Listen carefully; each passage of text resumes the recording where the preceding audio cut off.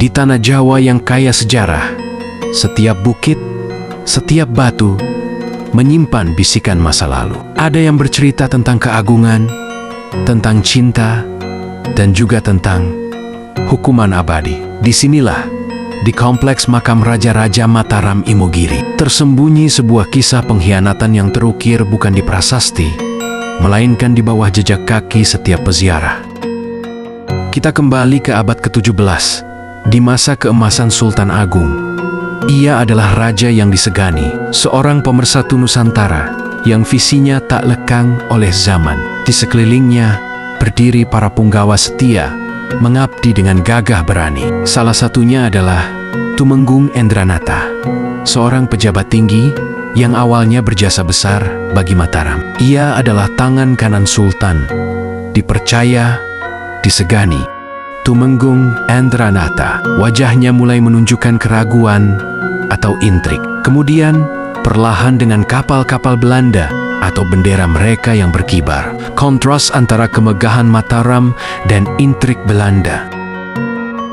Namun, kesetiaan seringkali diuji oleh godaan. Bisikan-bisikan manis dari kekuatan asing, Belanda, mulai meracuni telinga Endranata. Harta dan kekuasaan membutakan matanya, hingga ia berani melakukan hal yang tak terampuni. Pengkhianatan. Ia membocorkan strategi rahasia Sultan Agung dalam penyerangan besar ke Batavia. Informasi penting tentang lumbung-lumbung pangan di sepanjang jalur penyerangan. Semua jatuh ke tangan musuh. Akibatnya, sungguh fatal. Lumbung-lumbung hancur dibakar Belanda. Pasukan Mataram kelaparan, dan penyerangan yang sudah direncanakan matang itu gagal total. Kerugian besar, ribuan nyawa melayang. Semua karena satu pengkhianatan. Murka Sultan Agung tak terbendung. Bagi seorang raja sebesar dia, pengkhianatan adalah dosa yang tak termaafkan, dan hukumannya harus menjadi pelajaran abadi. Hukuman itu dijatuhkan, mati, namun tidak berhenti di sana.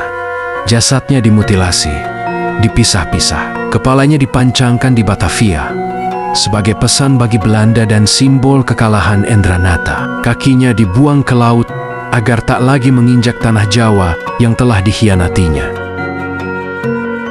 Namun, bagian terberat dari hukumannya diletakkan di sini. Badannya dikuburkan di dalam anak tangga utama yang menjadi satu-satunya akses menuju makam para raja. Setiap peziarah, setiap abdi dalam, setiap bangsawan yang ingin menghormati leluhur Mataram harus menginjaknya.